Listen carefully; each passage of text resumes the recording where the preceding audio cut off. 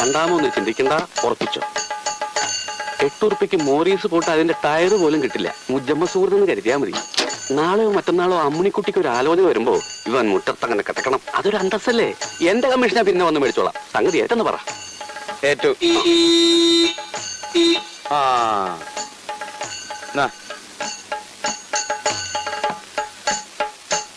ഏഴ് ഞാൻ സംഗതി ഉറപ്പിച്ചിട്ടുണ്ട്.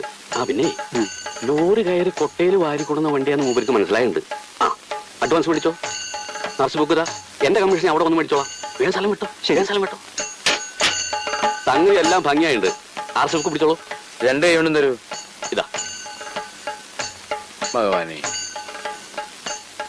വാസു, ആ വണ്ടി ഒന്ന് തിരിച്ചിട്ടെ. ആ ഓണം തിരിക്കി, 4 ആള് കേക്കട്ടെ. ശരി. അയച്ചോ.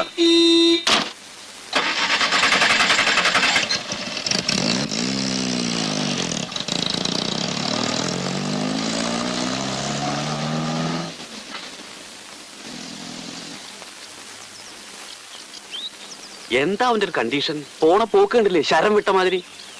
ശങ്കരൻകുട്ടി മേനോൻ ഒരു കാര്യം വിചാരിച്ചാൽ അത് നടത്തും. എന്തൊരു ശബ്ദം കേട്ടത്? ഞാനും കേട്ടില്ലോ. കേട്ടോ?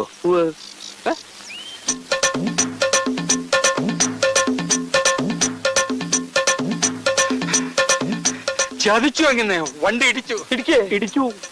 ഇത്രയും കാലം ഇതിൽ നടന്നിട്ടും അങ്ങനെ ഒരു മരം അവിടെ നിൽക്കണേ കണ്ടിട്ടില്ല. ഞാൻ തല്ലരുത്.